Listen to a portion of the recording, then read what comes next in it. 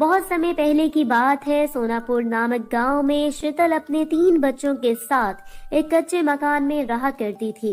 कुछ समय पहले ही शीतल के पति का देहांत हो गया था, जिसकी वजह से तीनों बच्चों की जिम्मेदारी शीतल के ऊपर आ चुकी थी। शीतल अपना और अपने बच्चों का पालन पोषण करने के लिए सिलाई किया करती थी। वो बहुत अच्छी सिलाई करती थी, लेकिन शीतल को उसके हुनर के ज्यादा पैसे नहीं मिलते थे, जिसकी वजह से कभी कभी तो उसे अपने बच्चों के साथ भूखा रहना पड़ता था। शीतल की एक 17 वर्ष की बेटी थी पूजा, और एक 8 वर्ष की बेटी थी सुहाना, और एक 5 वर्ष का बेटा था विक्रम। एक दिन शीतल अपने हाथ का बहुत सुंदर सुंदर तैयार किए हुए कपड़े एक पोटली में बांध देती है। तभी पूजा अपनी माँ से कहती है, माँ, मैं एक हफ्ते से लगातार देख रही हूँ, आप रात दिन सिलाई करती हैं और जो भी अपने कपड़े सिल के तैयार किए हैं आप उन्हें बांध कर कहाँ लेकर जा रही हैं? मुझे तो कुछ भी समझ नहीं आ रहा। और आप क्या करने वाली हैं? पूजा, मेरी प्यारी बच्ची, मैं इन सभी कपड़ों को शहर लेकर जा रही हूँ। तुझे तो पता ही है कि कितनी मेहनत करती हूँ, लेकिन ये गांव वाले हैं कि मुझे ज्यादा पैसे देते ही नहीं है, इसलिए मैं शहर में इन कपड़ों को बेचने जा रही हूँ। वहाँ इन कपड़ों की अच्छी कीमत मिल जाएगी। तुम देखना, अब जो तुम्हें एक समय का खाना मिलता है ना, उसके बाद तुम्हें 2 समय का खाना मिलने लगेगा। पूजा, तुम बड़ी हो, मेरे जाने के बाद अपने दोनों भाई बहन का अच्छे से ख्याल रखना। ठीक है मेरी प्यारी बच्ची, मैं जल्दी कपड़े बेचकर वापस आ जाऊंगी, और जब तक मैं वापस आऊंगी उतना राशन घर पे रखा है। ऐसा कह के शीतल अपने हाथ से बनाई हुई सभी कपड़ों की पोटली बनाकर और अपने बच्चों से विदा लेकर शहर के लिए निकल जाती है। शहर जाने के लिए रास्ते में एक नदी पड़ती थी, जिसे नाव में बैठकर पार करना पड़ता था। शीतल अपनी पोटली समेत नाव के अंदर बैठ जाती है, लेकिन तभी बहुत तेज तूफान आता है और वो नाव डिसबैलेंस हो जाती है, जिसकी वजह से शीतल अपने कपड़ों की पोटली समेत नदी के अंदर बहकर कहीं गुम हो जाती है। ऐसे कुछ दिन बीत जाते हैं। घर पर पूजा, सुहाना अपनी माँ के आने का इंतजार कर रहे थे, और घर में जो कुछ भी राशन था वो भी खत्म हो गया था। तभी सुहाना पूजा से कहती है, दीदी दीदी, पता नहीं माँ कहाँ गुम हो गई है। 5 दिन के लिए कह कर गई थी और आज पूरे 10 दिन हो गए। उन्हें तो अपने बच्चों की चिंता ही नहीं है। उन्हें अच्छी तरह से पता है कि घर में कितना काम राशन था। ये 10 दिन हमने किस तरह से गुजारे हैं हमें पता है। सुहाना, ये माँ के बारे में तुम किस तरह से बातें कर रही हो? माँ मौज मस्ती के लिए शहर नहीं गई, वो हमारे अच्छे के लिए तो शहर गई है। पता नहीं कहीं माँ के साथ कुछ गलत तो नहीं हो गया। मुझे तो बहुत चिंता हो रही है। तुम विक्रम का ख्याल रखना, मैं भी आती हूँ। शहर को जाने वाले रास्ते पर पता करके आती हूँ, आखिर बात क्या है।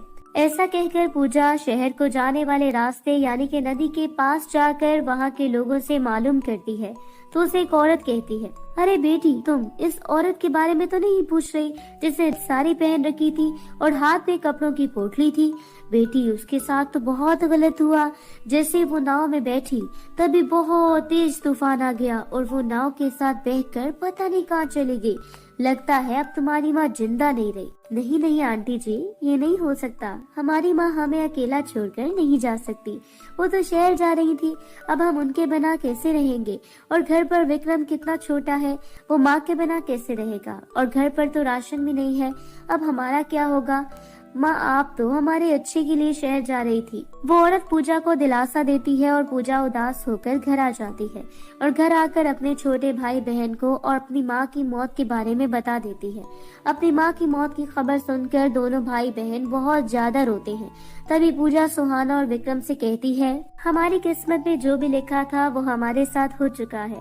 अब तुम्हारी बड़ी बहन है तुम्हारे साथ। मुझे थोड़ी बहुत सिलाई करनी आती है, इसलिए मैंने सोचा कि मैं बुटीक पर जाकर नौकरी करूंगी और वहाँ से जो कुछ भी पैसे मिलेंगे उससे तुम दोनों को पालन पोषण करूंगी।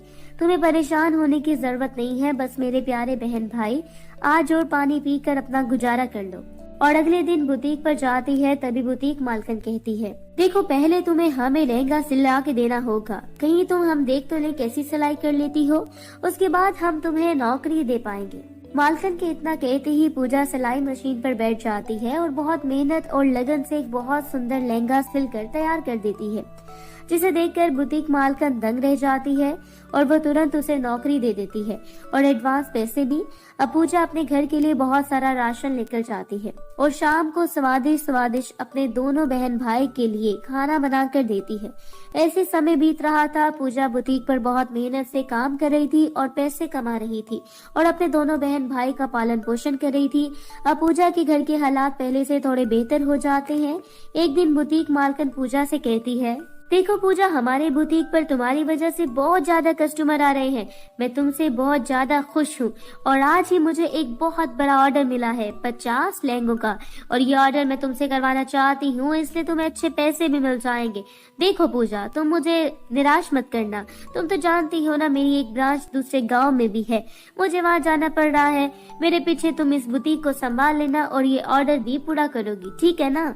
मालकन जी, आप चिंता न करो, मैं इस बुटीक को बिल्कुल ऐसे ही जैसे संभालूंगी, आपको शिकायत का मौका नहीं दूंगी और समय रहते ऑर्डर भी पूरा हो जाएगा। बुटीक मालकन पूजा के ऊपर भरोसा करके उसके ऊपर बुटीक की सारी जिम्मेदारी छोड़कर दूसरे गांव चली जाती है। लेकिन बुटीक में एक लड़की थी, राशि, जो हमेशा पूजा से जलती थी। तभी वो अपने साथ एक लड़की से कहती है, सुनो, देखो तुम हम दोनों कितने समय से इस बुटीक पर काम कर रहे हैं। हमने अपनी आधी उम्र तो इसी बुटीक पर लगा दी, लेकिन मालकन को हमारे ऊपर जरा भी भरोसा नहीं है और कल की आई लड़की को पूरी बुटीक ही उसकी जिम्मेदारी दे दी और जो इतना बड़ा ऑर्डर मिलता है वो भी इस तरह से। हम कितने आगे बढ़ जाएंगे अगर हमें मिलता।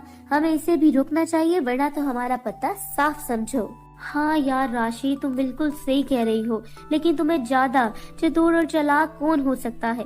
अब तुम ही कोई प्लान बनाओ कि तुम इस पूजा की बच्ची को किस तरह से रास्ते से हटाती हो। इतनी आसानी से तो मैं इसको रास्ते से नहीं हटाऊंगी, पहले इसे मेहनत करने दूंगी, उसके बाद इसकी सारी मेहनत पर ऐसे पानी फेंकूंगी जिससे भरे में ये सोच भी नहीं सकती। ये हमारे रास्ते में आई है ना, और अपने दुश्मन के रास्ते से हटाना मुझे अच्छे तरीके से आता है। ऐसा कहकर राशि बहुत हंसती है। वहीं दूसरी तरफ बेचारी पूजा बुटीक का बहुत अच्छे से ख्याल रखती है, रात दिन सिलाई करती है और समय रहते 50 लहंगे बनाकर तैयार कर देती है। तभी राशि सही समय आने पर 50 लहंगे समेत बुटीक के अंदर आग लगा देती है। जब बुटीक मालकन आकर ये सब देखती है तो वो आग बबूला हो जाती है और वो पूजा को जोर से थप्पड़ मारकर उसे कहती है, पूजा ये क्या देख रही हो? तुमने मेरा पूरा बुटीक जला दिया और इसके अंदर कितना महंगा महंगा सामान भी रखा था। कैसी जिम्मेदारी तुमने निभाई है? पता नहीं मालकन जी, ये सब कैसे हो गया? ये सब देखकर तो मैं भी बहुत हैरान हूँ। मालकन जी आपके सामने ड्रामा कर रही है, आपको नहीं पता आपके पीछे हमने आप हमसे कितनी आपकी बुराई करती थी, आपको बर्बाद करने के लिए तो इसने आपके बुटीक में आग लगाई है। पूजा, मैं नहीं जानती कि तुमने मुझे कौन सी दुश्मनी निकाली है, लेकिन मुझे मेरे पूरे 20 लाख का नुकसान किया है। मुझे नहीं पता कि तुम 20 लाख कहाँ से लेकर आओगी, लेकिन मुझे 20 लाख रुपए तुरंत के तुरंत चाहिए। खुद को बेचो, अपने भाई बहन को बेचो, लेकिन मुझे मेरे पैसे ला कर दो, वरना सोच लेना तुम तीनों भाई बहन को मैं पुलिस के हवाले कर दूंगी और कभी बाहर नहीं निकल पाओगे। अब मेरे सामने से दफा हो जाओ। पूजा अपनी मालकन के सामने बहुत ज्यादा गिर जाती है, लेकिन उसकी बात का भरोसा कोई नहीं करता और राशि और अंजलि ये सब देखकर बहुत हंस रही थी। वो जो करना चाहती थी उन्होंने कर दिया।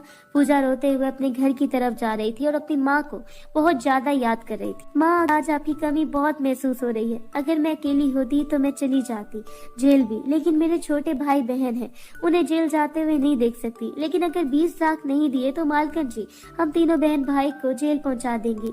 माँ, आप हमें छोड़कर क्यों चली गई? मुझे आपकी बहुत ज्यादा याद आ रही है। इस तरह से पूजा बहुत ज्यादा रो रही थी। तभी वहाँ पर पूजा की माँ की आत्मा आती है और वो पूजा से कहती है, बेटी मैं तुम्हें छोड़कर कहीं नहीं गई, मैं तुम्हारे साथ हूँ। माँ कभी अपने बच्चों को अकेला नहीं छोड़ती, चाहे वो इस दुनिया से क्यों न चली जाए। मारे जाने के बाद तुम्हें अपने छोटी भाई बहन कितने अच्छे से ख्याल रखा है, मुझे तुम पर गर्व है। तुम बहुत अच्छी बहन हो बेटा। मैं तुम्हें जादुई सोने और चांदी के 2 लहंगे देती हूँ। जादुई सोने के लहंगे से तुम्हें बहुत सारी धन दौलत मिलेगी और जादुई चांदी के लहंगे से तुम बुटीक की मालकन को उसकी सच्चाई दिखाना कि बुटीक के अंदर क्या हुआ था। तुम बेगुनाह साबित हो जाओगी बेटा। माँ, आपका बहुत ज्यादा धन्यवाद। एक माँ ही होती है जो मुसीबत में भी अपने बच्चों को निकाल सकती है। जादुई सोने और चांदी के लहंगे देकर ना, आपने बहुत बहुत आपका धन्यवाद। पूजा अपनी माँ के दिए हुए सोने और चांदी के दोनों लहंगे अपने घर ले जाती है और अपने दोनों बहन भाई को उनके बारे में बताती है। तभी विक्रम कहता है, देखा सुहाना दीदी, माँ हमारे साथ नहीं है, लेकिन फिर भी उन्होंने हमारी किस तरह से मदद की। अगर लहंगे नहीं देती तो आज हम जेल में होते। पूजा दीदी, आप जल्दी से जाइए और जाके जादुई चांदी और सोने के लहंगे की मदद से अपनी मालकिन को सच्चाई दिखाइए। विक्रम का इतना कहते ही पूजा अपनी मालकिन के पास जाती है और वहाँ जाकर उनसे कहती है, मालकिन जी, आपको ऐसा लग रहा है ना कि मैंने आपका भरोसा तोड़ा है। मैंने मेहनत की, मैंने ऑर्डर पूरा नहीं किया था। आज आपको सच्चाई का पता चल जाएगा कि आपकी बुटीक में आग किसने लगाई और मेरी मेहनत को किसने बर्बाद करना चाहा। ये कोई मामूली लहंगा नहीं है, ये जादुई चांदी का लहंगा है। इसकी मदद से आपको पता चल जाएगा कि जब हम दोनों यहाँ पर नहीं थे तो यहाँ पर क्या हुआ था। ऐसा कहकर पूजा जादुई चांदी के लहंगे से कहती है, माँ के जादुई लहंगे, एक हफ्ते पहले यहाँ पर जो भी हुआ मालकिन जी को वो सब कुछ नजर आना चाहिए। पूजा के इतने कहते जादुई चांदी के लहंगे बुटीक मालकिन को सब दिखाता है कि किस तरह से राशि बुटीक के अंदर आग लगा रही है और उसने किस तरह से पूजा की मेहनत से बनाए हुए 50 लहंगे बुरी तरह से जलाए थे। ये सब देखकर बुटीक मालकिन चौंक जाती है और वो पूजा से माफी मांगती है और पुलिस को लेकर राशि के घर जाती है और उसे पुलिस के हवाले कर देती है। राशि को उसके किए की सजा अच्छी तरह मिल जाती है। इस तरह से पूजा अपनी माँ के दिए हुए जादुई सोने और चांदी के लहंगे की मदद से एक हंसी खुशी जीवन बिताती है।